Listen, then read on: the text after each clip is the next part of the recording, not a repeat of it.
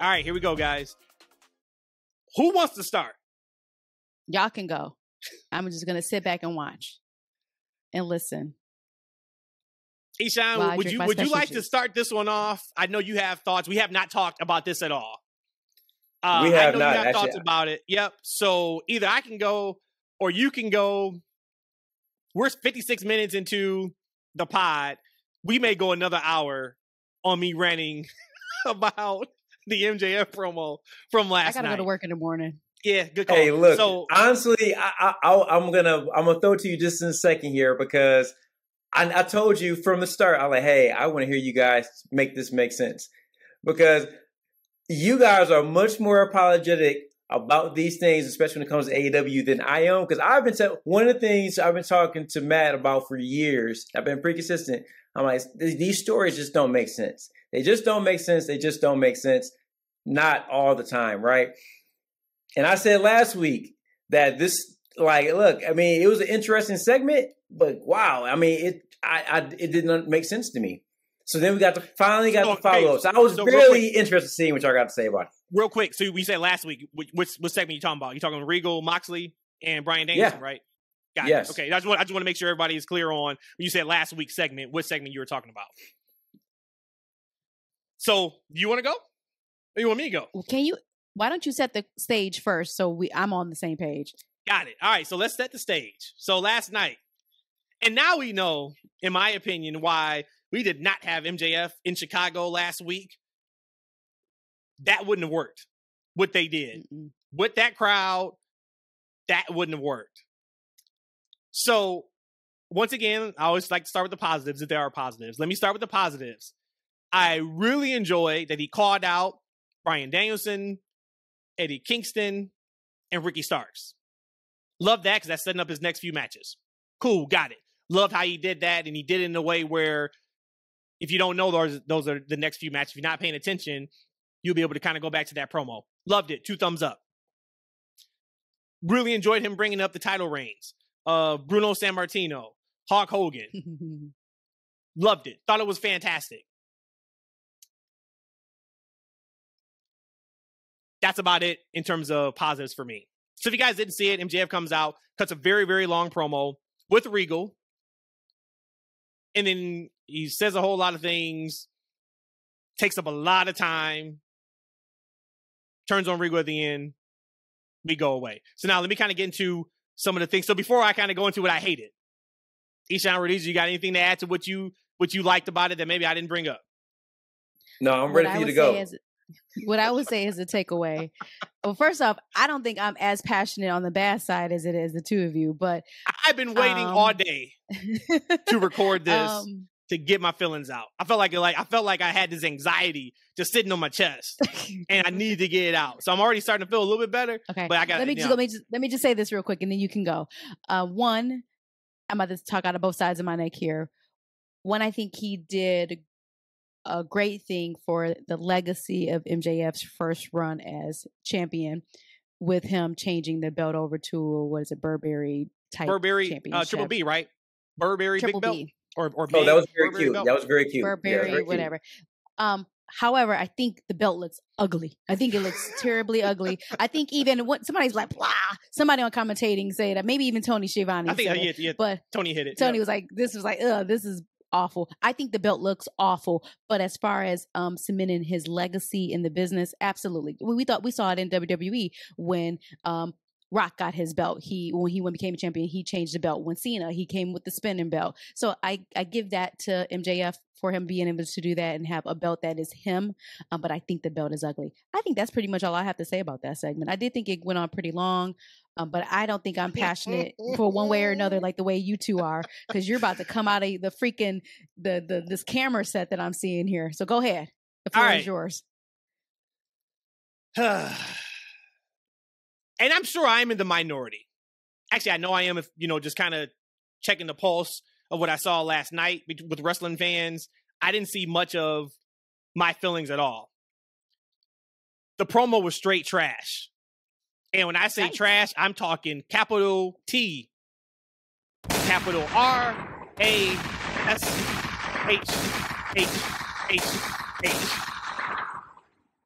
I think it was by far MJF's worst promo he's ever cut on AEW TV. That's not saying a lot, though, for badness, though. I mean, he's always cut phenomenal promos. Trash. So, couple things. Now we know exactly where the storyline is going with this contract piece. He said it last night. Bidding War 2024. I'm over it. Stop. I'm over it. It was fun. It was cute. It was edgy when you had gripes about the company, when you weren't getting your respect and you weren't having any money. You are now allegedly, according to you, storyline-wise, the highest paid wrestler in AEW, and you are the AEW champion. Why are you still talking about 2024? You have everything you want right now in AEW. So that doesn't make sense. Stop. Enough of that. I had an issue with that. I had an issue with, let's go back to that. There is 0% chance. So this storyline is also not going to work. Anybody that has common sense knows there is a 0% chance his contract is up January 2024 at this point. There is no way in the world. There is no way in the world Tony is allowing him to go out here and turn that into a storyline, because you never know what can happen. For him to leave, he's not going anywhere because his contract got extended. If you watch wrestling enough, you know that. That's why I don't think it works anymore. Stop doing that. The firm explanation was horrendous. And I would say I'll shoot him some bail. And he said that, hey, I kind of respect it. They saw me, down, and they kind of, went after me. Huh? Okay. What? Okay. That's it? Okay. Now, Stokely came out and did say on Renee's podcast that the firm was supposed to feud with CM Punk. That was the whole thing after All Out. Of course, we know what happened with CM Punk. Okay, so if you want to shoot him some bail and say, hey, the storyline could have been better, I'm not shooting him bail because you had months to make the storyline better. I had an issue with that. I had an issue with, I love the Regal ending. I thought it was fantastic. The callback to the email, and that's why he turned on Regal and basically verbatim said the same words that Regal said to him in the email. Thought it was great. I did love that part. Something interesting that came out today, per PW Insider, William Regal is heading back to WWE any day now. Says, although we have heard nothing official from the company, there have been rumblings within WWE of late about Regal returning in a backstage role. That would mean Regal would be exiting AEW, where it certainly appeared he was written out of the storylines last night, having been attacked by AEW champion MJF. So let's unpack this. Let's start with just storyline. Mox tells Regal last week, leave, don't ever come back. Bryan Danielson talks Mox out of going upside Regal's head. Regal shows up this week like that segment never happened. Moxley, yes, he has his hands full with Paige right now. He doesn't show up to get back at Regal or MJF. So now your top face is left holding the bag because he's moving on to Adam Page. That's horrible. MJF turns on Regal the first chance he gets. They were only together for a week, which makes the promo last week completely null and void. That doesn't make sense. Now, in real life, Regal just signed in March of this year, which means if he's heading back to WWE in December, that is a 8 or 9 month contract. Explain to me where they do those contracts at. I know Leo Rush said he was only under a deal for 5 months. I know Bobby Fish was only under a deal, I think, for 6 or 7 months. William Regal is not Bobby Fish and not Leo Rush. Explain to me how he only had a 9-month contract. I don't think that's the case. There's got to be something more to this. And I think Brian Alvarez from Observer said today, allegedly, he heard there was a clause in the contract to say that if Triple H took over duties in WWE, that Regal could be let out of his contract. if that was in the contract, holy hell, what kind of contracts are we signing in AEW? I don't think that's the case. If that is the case, though, we got to do a pod separately on Triple H being the whistleblower and getting Vince McMahon off of WWE completely. Because if that is truly the case, I think Triple H is the one that dropped the dime on Vince, and we're getting what we're getting here. So that was my issue with the entire segment. I didn't think it made sense. I thought the promo was really bad. Of course, they are fighting against the current by keeping MJF heel. Fine, you want to keep him heel? I'm good with that. That crowd was really not buying what MJF was selling last night. Now, I went through that entire diatribe. Next week, he can come out, kill a promo segment. Everything kind of back on course with the match with Ricky in a couple weeks. And then when we go to, Bryan Danielson, when we go to Eddie Kingston, which is going to be, my God, the promo segments between them two are going to be off the charts. It can be fixed maybe. But last night, being your time, your spotlight as you were the champ for the first time, I thought it was a complete and utter failure and a bomb. Those are my thoughts on last night. I wish I had the applause soundtrack over here. See, this is a lot of times, like, you guys don't understand that Matt and I, we debate on these very topics quite often. And I always tell Matt, like, he disagrees with me so heartily. I'm like, Matt, you're just going to agree with me in 3 to 4 weeks. You're just not there yet. Like, I'll give you some time. Like, no, E. No, you can't say that with this. No. Exactly. No. This is. I'm going to take you back in time. We're going to time travel because this is the problem. What we saw on Wednesday has been going on since MJF, his sabbatical in the summertime.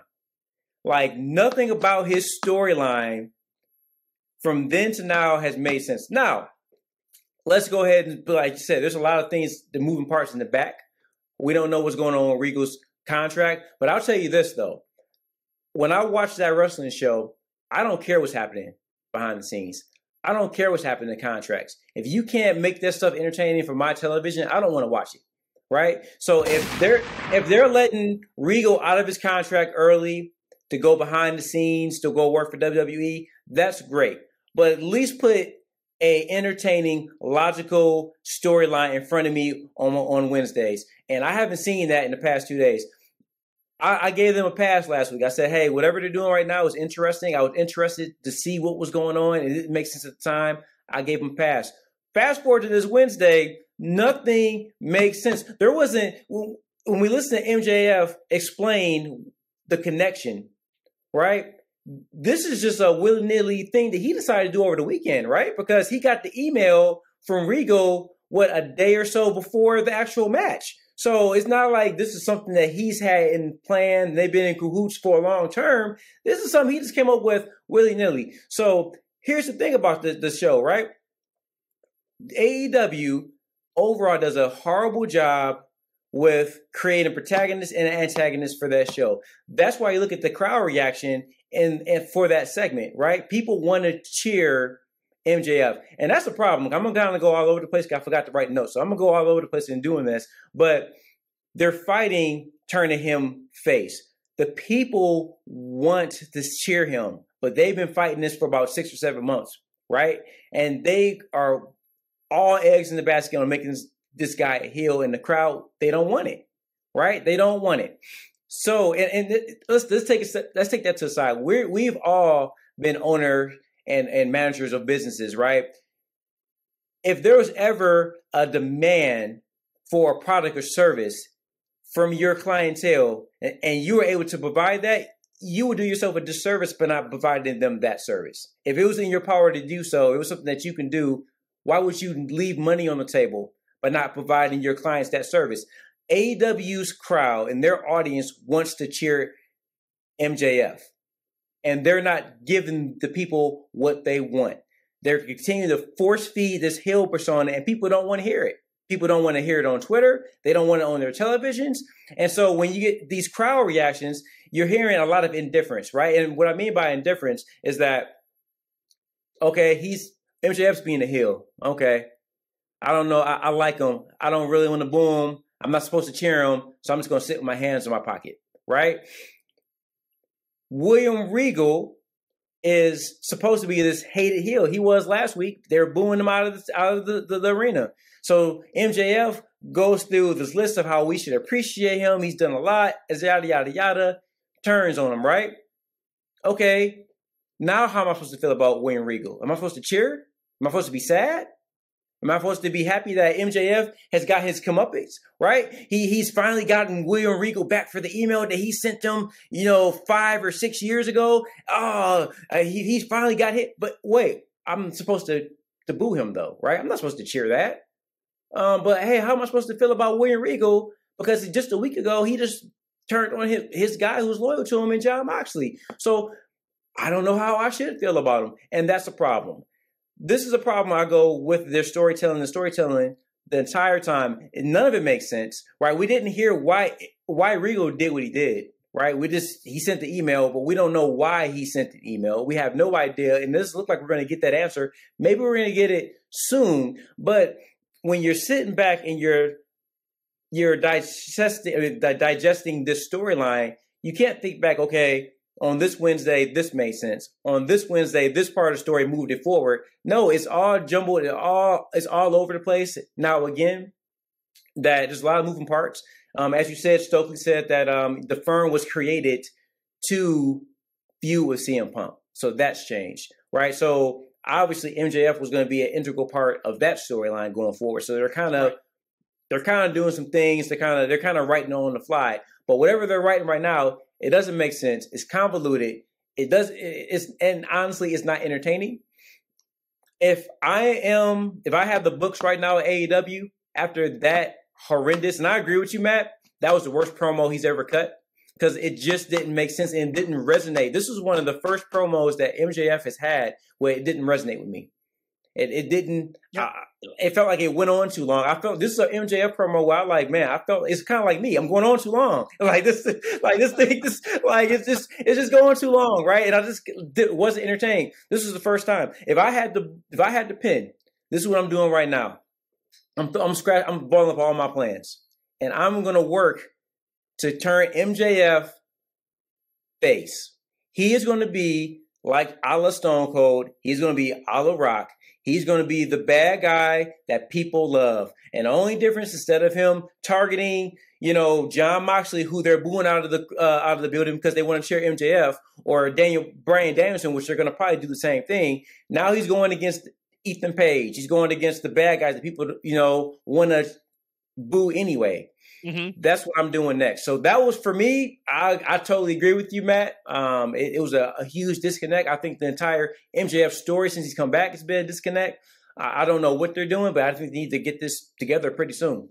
And everything you talked about, this is your first time listening to us. We are all major AEW fans. So this is not hey, we're pro WWE, so everything the AEW does is backwards or, not right. But we are going to tell it how we feel. So when WWE misses, we're going to tell you. And AEW misses, we're going to tell you. I know a lot of the AEW fan base does not agree with any misses. They think everything is perfect. That was a miss last night. It really, really was. And my worry, and once again, this is all Monday morning quarterback, because they can do something next week, and we've seen it, and it fixes it.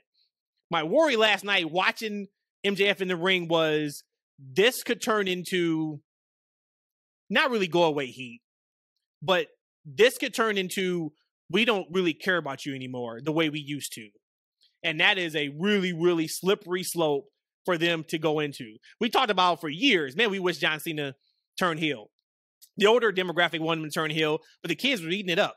Still number one merch seller, still was getting the biggest reactions every single night. Not to say MJF is not going to get those huge reactions, but Eshaun, to your point, the majority of the AEW fans want to cheer MJF. Yeah, we'll go along with booing him because, hey, he's a bad guy. It's fun to boo him. Last night was different. Last night was not we're booing him because we're going along with the story. Last night was indifference. It was silence, and it was booing you because what you're saying we don't want to hear. That's an issue. So we'll see how they move on from it. But a rocky start, in my opinion, to MJF's starting of his title reign. Once again, they can change it next week or going forward. He talked about he's not going to be wrestling often. We get that. Okay, fine. It was just so much in that promo that I didn't like it. I didn't like it at all. So, and another thing mad about that is like, a big disconnect I think with a lot of the crowd was his, oh yeah, I'm gonna get paid, hopefully by the right kind. And I'm talking about Jolly Saint Nick or my boy Trips. Like that was like, man, that's what misses these are.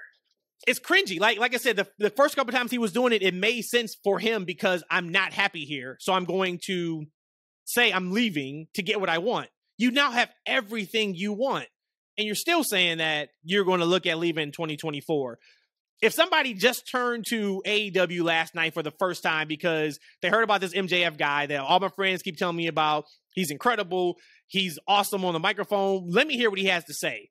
And they hear that promo, and they hear what he said about WWE in January of 2024, that fan who is not a AEW fan will look and say, why would I spend my time investing in him if he's talking about leaving already? That's a problem. That's an issue. It's not like he said January 2023, where we got 2 months of this and then the big reveal, whatever they end up doing storyline wise. We got a year and 2 months before that is going to happen. So overall, like I said, I did not like that. I thought the show overall was really, really good, man, but that was just a really, really bad segment. So now, Rhodesia, I know you said that, hey, you were not passionate about it whatsoever. Floor is yours before we kind of send it to our TFW moment of the week. Do you see what we're saying? Do you think we're overreacting? Kind of just give us your thoughts. I think you two are the prime example of what MJF said about the wrestling fans last night. Fickle AF. Actually, I couldn't say that with a straight face. Wow. You want to talk about heel turns? That may have been the biggest one all day. There's no way, like, I'm as passionate as the two of you are in this whole topic here, but completely valid points. I just think it was a miss. Again, when you have somebody who has every time have gotten the microphone, has knocked it out of the park, grand slam every single time, and he comes up short for whatever the reasons. If William Regal is leaving or if he's staying, or if the whole thing was for the firm to go against CM Punk. There's so many different dynamics here. Both of you have very valid points. I'm going to end it here because you guys got valid points there. I'm just saying that MJF is going to call you two the fickle AF fans that he was talking about. I guess we'll be fickle 1 and fickle 2 on this very week.